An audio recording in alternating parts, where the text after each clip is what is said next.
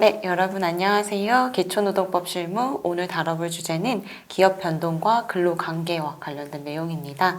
먼저 앞서서는 기업 내외 인사이동이라든지 아니면 휴직과 휴업과 관련된 내용 살펴봤는데요. 앞서서 다룬 내용보다 조금 더 심화적인 내용입니다. 이렇게 인수합병이라든지 아니면 분할이라든지 기업의 변동이 있을 때 기존의 근로관계는 어떻게 변화되는지와 관련된 내용을 다뤄보려고 합니다. 기업 변동의 유형은 인수합병, 분할 좀 다양한 개념들이 있지만 실무상으로도 굉장히 어렵고 그 관계를 실제적으로 이와 관련해서 인사 담당자들이 이런 기업 변동이 있을 때 근로관계를 어떻게 해야 되고 근로조건은 어떻게 맞춰야 되고 절차적으로는 어떤 것들을 좀 주의해야 하는지를 가장 많이 궁금해 하십니다. 그래서 기업 변동과 관련된 근로관계에 대한 내용은 사실 양이 굉장히 많지만 이번 강의에서는 기초노동법 실무인 만큼 기업 변동의 유형이 어떤 것들이 있고 근로관계는 어떻게 변화가 되는지 그리고 근로조건은 어떻게 좀 변화를 시켜야 되는지 정도 좀 기초적인 것에 중점을 맞춰서 진행해 보도록 하겠습니다. 본격적으로 기업 변동과 관련된 내용부터 그리고 유형에 나눠서 어떤 근로관계 변화가 있는지 알아보도록 하겠습니다. 먼저 기업 변동이라고 하는 것이 무엇이냐라고 했을 때 기업이 경제환경 변화에 대처하기 위해서 취하는 일련의 기업 구조 조정 형태를 모두 통틀어서 총칭하는 개념입니다. 그 어디에도 기업 변동에 대한 정의가 나와 있지 않기 때문에 실무상으로 이제 기업 변동이라고 하는 것은 기업이 경제 환경에 또는 경영상의 필요에 따라서 행하는 모든 구조조정의 형태다라고 생각하시면 되겠습니다. 이런 기업 변동의 유형은 팽창적인 기업 변동, 기업이 좀 규모를 확대하는 합병이라든지 인수라든지 팽창적인 기업 변동을 찾아볼 수 있고요. 그리고 분할이라든지 아웃소싱이라든지 기업의 규모를 줄이는 축소적인 기업 변동으로 나눠볼 수 있습니다. 네, 그럼 다양한 기업 변동의 유형 중에 먼저 합병과 관련된 내용 살펴보도록 할 건데요. 합병의 개념이 무엇인가 라고 해서 많이 들어보시긴 하셨을 거예요. 2개 이상의 기업이 하나의 기업으로 합쳐지는 것으로서 두 가지 유형으로 나눠볼 수가 있습니다. 모든 회사가 해산을 하고 새로운 회사로 합쳐지는 신설합병과 한 회사가 다른 회사로 합쳐지는 흡수합병으로 구분해 볼 수 있는데요. 앞서서 보이는 신설합병 같은 경우는 A와 B 회사가 각각 독립적으로 운영하고 있다가 A, B 회사 모두가 해산하고 C 회사를 설립하는 것을 의미하고요. 흡수합병의 경우에는 A와 B 회사가 독립적으로 운영되다가 A의 회사가 B 회사로 흡수합병되는 경우 이런 것을 흡수합병이다 라고 부르게 됩니다. 그래서 두 가지 유형 정도로 나눠진다 라는 것 정도만 알고 계시면 좋을 것 같고요. 다음으로는 이렇게 합병이 됐을 때 근로관계가 어떻게 되느냐가 좀 가장 근로관계에서는 이슈가 되는 내용인데요. 사실 기존에 있었던 기업이 없어지고 다른 기업으로 흡수합병이 되거나 아니면 기존의 기업이 없어지고 새로운 기업이 탄생하는 과정이기 때문에 기존의 기업에 있었던 아니면 소멸된 회사의 직원들의 근로관계는 과연 어떻게 될 것인가가 가장 중요하게 되는 겁니다. 이 합병과 근로관계에 있어서 상법 제235조가 정하고 있고요. 상법 제235조는 합병 후에 존속한 회사 또는 합병으로 인해서 성립된 회사는 합병으로 인하여 소멸된 회사의 권리 의무를 승계한다라고 규정을 하고 있습니다. 이에 비춰서 대법원 판례 또한 소멸되는 회사 소속의 근로자의 근로관계는 신설회사, 새롭게 만들어지는 회사 또는 흡수합병의 경우에는 존속회사에 포괄적으로 승계된다. 그러니까 비록 회사가 합병으로 인해서 없어지는 경우라 하더라도 기존 회사의 근로관계는 유효하게 포괄적으로 승계된다라는 것을 의미합니다. 따라서 전체적으로 포괄 승계되는 개념이기 때문에 합병 그 자체만의 사유로 해서 근로자를 해고를 할 수는 없습니다. 그리고 합병 당사자 간에 소멸회사 소속 근로자를 승계 대상으로 제외하기로 합의하더라도 이는 무효입니다. 왜냐하면 상법상에서 합병의 경우에는 모든 권리와 의무가 승계된다라고 정하고 있기 때문에 이 근로관계 또한 모두 승계되는 거고요. 그래서 합병 당사자 간에 일부 근로자는 채용하지 않을 거야 아니면 계속 근로관계 유지하지 않을 거야 라는 특약을 맺었다고 하더라도 이는 무효다라는 겁니다. 다만 근로기준법 제24조 1항에 따라서 경영상의 해고에 해당하는 경우는 해고가 가능하다라고 보고 있습니다. 또 회사 합병의 경우에 근로관계가 포괄승계되는 것이기 때문에 근로자 동의는 요구되지 않습니다. 법령에 따라서 당연히 근로관계가 포괄승계되는 거기 때문에 근로자의 의사 여부를 묻지 않고 근로자의 동의를 받지 않더라도 자연적으로 포괄승계된다라고 봐주시면 되겠습니다.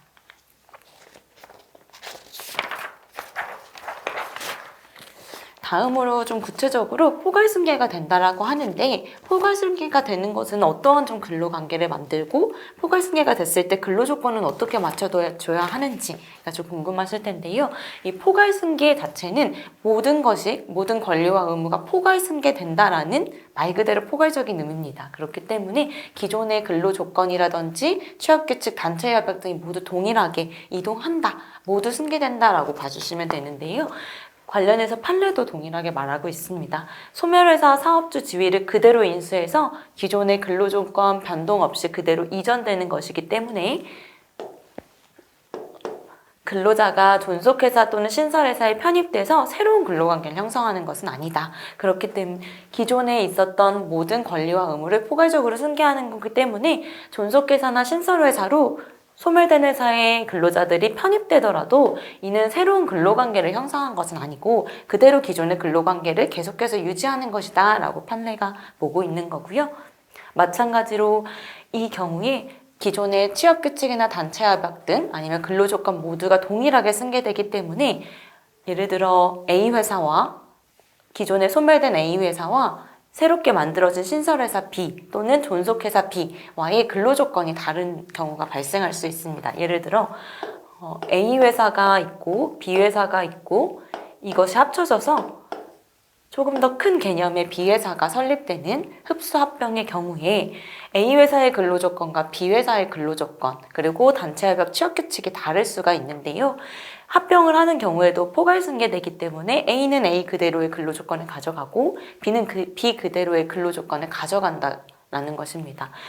이 경우에 대부분 두 회사가 합병되는 경우 새로운 단체협약을 체결한다거나 취업규칙을 만들거나 근로계약을 다시 체결하는 경우가 많은데요. 그렇게 하지 않은 경우에 A회사와 B회사 간의 근로조건이 다르더라도 근로기준법 제6조 균등처우 위반에 해당되지는 않습니다. 포괄승계에 따라서 A회사와 B회사 간이 근로조건이 다른 것은 당연하기 때문에 이것 자체가 균등처우 원칙에 위반되지는 않는다는 거고요. 덧붙여서 설명드리면 근로기준법 제6조에서는 사용자는 근로자의 성별이라든지 신앙이라든지 사회적 신분을 가지고 차별적인 처우를 할 수 없도록 규정하고 있습니다. 이런 균등처우 원칙 위반에 해당되지 않는다라는 점은 기억하셔서 근로조건이 좀 다르더라도 균등처우 위반에 해당되지 않지만 인사상의 좀 관리 측면에서는 A회사, B회사 포괄승계가 된 경우 또는 인수합병이 된 경우에 좀 근로조건을 동일하게 맞춰주기 위한 노력이 필요하다라고 볼 수 있겠습니다. 앞서서는 합병과 관련된 개념을 봤는데요. 아래에서는 영업양도와 관련된 내용 살펴보도록 하겠습니다. 영업양도의 경우에는 아까 인수합병의 경우는 상법에서 합병이란 이런 거고 합병을 했을 때 근로관계는 어떻게 된다, 권리의무는 어떻게 승계가 된다라고 정의하고 있지만 영업양도에 대해서는 상법에 규정하고 있는 바가 별도로 없습니다. 근로기준법에서는 영업양도와 관련해서 24조 1항 경영상 해고와 관련된 내용에서 정의를 하고 있는데요. 근로기준법 제24조 1항은 사용자는 경영상 이유에 의해서 근로자를 해고하고자 하는 경우 긴박한 경영상의 필요가 있어야 한다. 그리고 이 경우 경영 악화를 방지하기 위한 사업 양도, 인수, 합병은 긴박한 경영상의 필요가 있는 것으로 본다라고 해서 사업 양도를 긴박한 경영상의 필요 사유 중에 하나로 보고 있습니다. 그러니까 영업양도 자체에 대한 개념을 가지고 있는 것은 아니고 영업양도가 긴박한 경영상의 사유 중에 하나다라는 정도로만 간접적으로만 내용을 좀 담고 있다라고 보면 되겠습니다. 그래서 영업양도의 개념은 이 판례가 정의를 하고 있는데요. 판례는 영업양도라고 하는 것은 영업 목적에 의해서 조직화된 총체, 즉 인적, 물적인 조직의 그 동일성을 유지하면서 일체로서 이전하는 행위로 본다라고 해서 영업양도의 기준을 동일성의 유지로 보고 있습니다. 그러니까 기존에 일정한 영업 목적을 두고 영업을 운영하던 영업체가 유기적 일체로서 인적, 물적 조직이 동일하게 동일성을 가지고 움직이는 경우에 영업양도라고 한다라고 보시면 되겠습니다. 앞서서 말씀드렸던 것처럼 영업양도는 법 내에 명확한 개념을 두고 있지 않기 때문에 어떤 경우에 영업양도에 해당하는지 영업양도의 인정요건을 살펴볼 필요가 있습니다. 먼저 영업이라고 하는 것은 사업주의 영업활동, 영업 그 자체의 활동과 영업재산으로서의 물적 시사율, 그리고 인적 자본, 노동의 3요소를 포함하는 개념입니다. 이러한 영업양도라고 하면 단지 영업재산이 어느 정도 이동되는 정도에 따라서 결정되는 것이 아니라 영업조직이 유지되어 그 조직이 전부 또는 중요한 일부로서 기능을 할 수 있는가에 따라서 결정되어야 합니다. 그래서 단순히 우리 영업재산 중에 일부를 양도한다라고 하는 경우에는 영업양도로 보지는 않고요. 영업양도는 말 그대로 우리 회사의 일부 조직적, 인적, 물적이 어느 정도 이동을 해서 기존과 같이 우리 기존의 영업활동과 같이 동일성을 유지하면서 영업을 할 수 있는가에 따라서 달라지게 된다라고 보시면 되겠습니다. 그래서 영업양도가 일부 양도도 있을 수 있고 전부 양도도 있을 수 있지만 그 중에서는 영업이 계속해서 목적을 달성할 수 있을 만큼 동일성을 유지하면서 이전이 됐는가를 살펴보시면 되겠습니다. 이런 영업양도에 대한 인정요건까지 살펴봤는데요. 앞서서 합병과 같이 영업양도가 됐을 때 근로관계는 어떻게 되는지가 문제가 됩니다. 먼저 대법원인 영업이 포괄적으로 양도되면 반대의 특약이 없는 한 양도인과 근로자 간의 근로관계도 원칙적으로 양수인에게 포괄적으로 승계되는 것으로 본다라고 보고 있습니다. 앞서서 합병과 같은 개념이라고 봐주시면 되겠는데요. 반대의 특약이 없는 한 양도인과 근로자 간의 근로관계도 모두 양수인에게 포괄적으로 승계된다라는 겁니다. 앞서서 영업의 개념에서 영업의 개념 안에 인적 조직의 3요소가 포함된 인적 조직 등 3요소가 포함된다라고 봤는데요. 마찬가지로 영업 양도가 되는 경우엔 이 인적 조직인 노동도 마찬가지로 포괄 승계된다라는 점입니다. 그리고 일부 영업 양도인 경우에는 어떻게 되느냐 좀 궁금하실 텐데요. 일부 영업 양도인 경우에도 인적, 물적 조직을 그 동일성을 유지하면서 일체로서 이전하는 곳으로서 영업 양도가 이루어진 경우에는 원칙적으로 해당 근로자의 근로관계도 동일하게 양수하는 기업에 승계된다. 그러니까 일부 양도냐 아니면 전부 양도냐 보다는 실질적으로 인적, 물적 조직의 동일성을 유지하면서 양도됐다라는 영업 양도에 해당한다면 포괄적으로 근로관계 역시 승계된다라고 보고 있는 겁니다. 그러면 여기서 영업 양도 시에 근로관계 배제에 특약을 할 수 있는지가 문제되는데요. 앞서서 판례는 영업이 포괄적으로 양도되면 반대의 특약이 없는 한 포괄 승계된다라고 해서 반대의 특약이 있다라고 하면 포괄 승계되지 않을 수도 있겠구나라는 생각을 하셨을 수도 있을 거예요. 그래서 여기서 질문은 영업 양도 시에 근로관계 배제 특약을 하면 이것이 유효한지 그리고 특약을 할 수 있는지가 문제가 됩니다. 먼저 이와 관련해서 근로관계 배제 특약은 양 당사자 간의 합의에 따라서 당연히 진행을 할 수 있고요. 이렇게 근로관계 배제 특약을 할 수 있는 배경은 상법에서는 합병과 관련한 근로관계의 승계라든지 아니면 권리 의무의 승계를 정의하고 있지만 영업양도와 관련해서는 권리 의무의 승계와 관련된 내용을 두고 있지 않기 때문에 영업양도 시에는 양 당사자 간의 합의가 된다면 근로관계의 배제 특약을 맺을 수 있습니다. 다만 이 경우에 근로관계 배제 특약을 한다고 하면 존속할 회사가 없는 근로자들의 경우에는 해고가 되는 거기 때문에 반드시 근로기준법 23조 1항에 따른 정당한 이유가 있어야 됩니다. 또는 24조의 경영상의 해고의 사유에 해당해야 된다라고 보시면 되겠습니다.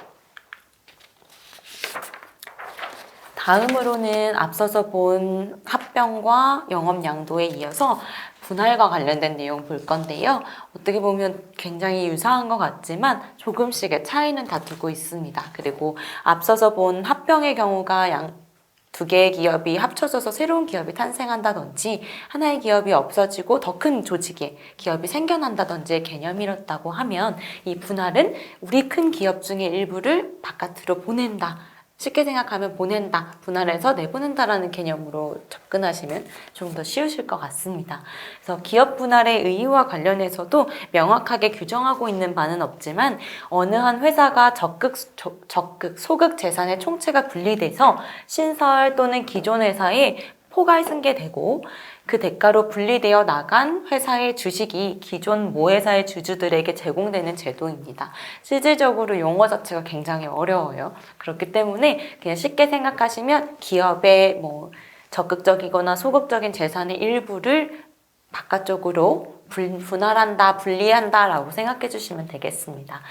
이런 분할의 유형은 분할이라든지 분할합병이라든지 물적 분할이라든지 영업 또는 자산의 현물 출처를 통한 회사 설립, 그리고 신설 회사로의 영업과 자산 양도 5가지 유형으로 상법에서 분류를 해보고 있는데요. 가장 조금 기억해 두셔야 되는 것들은 기본적인 분할에 대한 정의입니다. 분할은 기존 회사의 특정 영업 부문의 일부가 신설 회사 또는 기존 회사로 분할 출자되고 수혜회사에서 이러한 분할에 대한 대가로서 일부의 주식을 분할해주는 개념이다라고 쉽게 생각해 주시면 되고요. 분할합병의 경우에는 수혜회사가 신설회사가 아닌 기설립된 회사다라는 정도의 차이점은 있습니다. 그래서 보다 중요한 것은 기업의 분할에 대한 유형보다는 실질적으로 기업에 분할됐을 때 근로관계는 어떻게 되느냐와 관련된 내용에 조금 더 초점을 맞춰서 보시면 좋겠습니다. 이 기업 분할이 됐을 때 근로관계는 어떻게 변동되느냐와 관련해서 상법에서 관련한 내용을 정의하고 있는데요. 우선 상법 제530조 10에서는 분할 회사 간 약정에 따라서 분할 계획서, 분할 합병 계약서에 따라서 권리 의무를 어떻게 승계하고 승계하지 않을 것인지를 정할 수 있다라고 규정하고 있는데요. 이 경우에 회사가 일부 근로자를 근로고용 관계를 승계하겠다 또는 승계하지 않겠다, 권리 의무는 어떻게 변동시키겠다라는 내용을 담았다면 그에 따르면 되겠지만 승계에 대한 관련한 내용을 담지 않은 경우 근로관계는 어떻게 이전되는지가 문제가 됩니다. 여기서 회사 분할이 근로기준법상 해고 제한을 회피하기 위한 것이라는 등의 특별한 사정이 없는 한 회사 분할에 따른 근로계약의 승계에 대해서 근로자가 이의를 제기하였는지 여부와 무관하게 근로관계는 신설회사에 승계되는 것이 원칙이다라고 보고 있습니다. 당사자 간의 별도의 협약이나 특약이 없는 경우에 당연히 근로관계도 승계되는 것이 원칙이다라는 요건을 세우고 있는 거다라고 보시면 되겠습니다. 그러면 이제 기업이 분리된 경우에 근로관계 계속 여부와 관련된 내용이 문제될 텐데요. 이 관련해서 3가지 좀 사례를 들어서 보도록 하겠습니다. 먼저 기업이 분리돼서 근로관계가 이전됐는데 근로관계가 이전된 경우에 근로기간을 기존 회사와 옮겨진 회사 동일하게 통산해야 되는 경우가 있는지 보도록 하겠습니다. 먼저 기업의 일부가 독립돼서 신설회사를 설립한다던가 또는 기존의 회사로 넘어가는 경우 구회사와 기존에 있었던 회사와 신설회사 간의 동일성이 인정된다라고 하면 근로기간은 당연히 통산해서 봐야 되고요. 근로관계도 계속해서 유지되어 온 것으로 보아야 됩니다. 다만 근로관계가 새로 시작된 것으로 볼 수 있는 경우가 있는데요. 근로자가 자유로운 의사에 의해서 기존 회사에는 사직서를 제출하고 신설 회사에 대해서 새로운 근로계약을 체결한 것으로 볼 수 있는 경우에는 근로관계가 단절되었다라고 보아서 근로관계를 새롭게 시작하고 근로관계를 그 새로운 회사로 편입된 시점으로부터 다시 기산할 수 있습니다. 그리고 근로자 선택에 맡긴 경우가 있을 수 있습니다. 예를 들어서 우리 회사가 기업 분할이 되는데 근로자들을 대상으로 해서 그냥 모든 고용관계를 승계해서 새로운 회사로 넘어갈 수도 있고 아니면 기존 회사에는 사직서를 제출해서 퇴직금을 수령하고 새로운 회사로의 새로운 근로계약을 체결할 수 있다. 둘 중에 어떤 걸 선택하겠느냐에 대한 선택권을 주는 경우가 있습니다. 이 경우에도 마찬가지로 근로자의 선택에 맡겼다면 근로자가 계속해서 나는 근로관계가 전부 수용되는 근로관계가 모두 승계되는 절차를 택하겠다라고 하면 근로기간은 통산해서 보는 것이 맞고요. 근로관계 또한 계속성을 유지한다라고 봐야 하지만 근로자가 본인의 자유의사에 따라서 기존 회사와의 근로계약을 단절하고 새로운 회사와의 근로계약을 체결한 경우에는 그 시점부터 근로관계를 다시 새롭게 기산하는 것으로 보시면 되겠습니다. 기업 분할과 관련된 내용 살펴봤는데요. 마지막으로 기업 분할과 좀 유사한 개념이지만 좀 많이 들어보셨을 내용, 개념들 한번 정리하고 넘어가도록 하겠습니다. 유사 개념에서 가장 많이 들어보셨을 거는 이 부분 아웃소싱 줘야겠어. 아웃소싱과 관련된 내용 많이 들어보셨을 텐데요. 이렇게 기업 일부를 아웃소싱하는 것뿐만 아니라 아웃소싱의 개념은 우리 기업에서 담당하고 있는 업무를 일부 외주를 준다던가 할 때 많이 실무적으로 사용을 하고 있습니다. 이러한 아웃소싱은 기업이 내부적으로 수행하는 특정 사업 분야나 기능 분야를 외부 조달의 형태로 전환하는 것으로 해당 기능이나 업무의 설계, 기획, 관리, 운영 전부를 외주화하는 것을 의미합니다. 또는 일부를 외주화하는 경우도 있고요. 그래서 전에 담당했었던 기업 중에 한 군데는 기업 내부에서 고객 상담 센터를 운영을 하고 있었는데요. 이 고객 센터를 관리하는 것이 이제 점점 어려워지니까 아웃소싱의 개념으로 상담 파트를 아웃소싱 회사로 넘겨준 경우가 있었습니다. 또는 이 고객 상담 센터라는 센터 자체를 아웃소싱으로 기업 내에서 분리해서 다른 새로운 회사를 설립하는 형태로 운영하는 사례들도 있었습니다.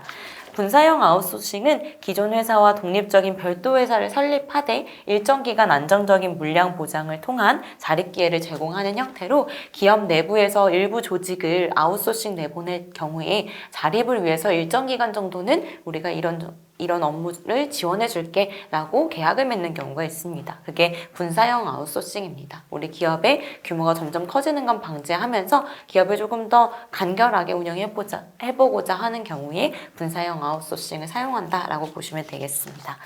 그리고 분사의 개념은 아웃소싱의 개념과 사실 유사하다라고 볼 수 있는데요. 여러 사업 부문으로 구성되어 있는 기업이 일부 영업 부문 또는 자산을 법적으로 독립된 회사로 분리시키는 겁니다. 그러니까 기존에 있었던 여러 사업 부문 중에 일부를 떼서 새로운 회사를 설립한다라고 보시면 되겠습니다. 네, 오늘은 합병이라든지 영업 양도라든지 기업 분할과 관련된 내용, 기업 변동과 관련된 내용 살펴봤는데요. 기업 변동과 관련된 이슈가 사실 굉장히 많지만 기초노동법 실무인 만큼 기업 변동에 대한 개념, 유형 짚어보고 근로관계의 계속성과 관련된 내용 확인해봤습니다.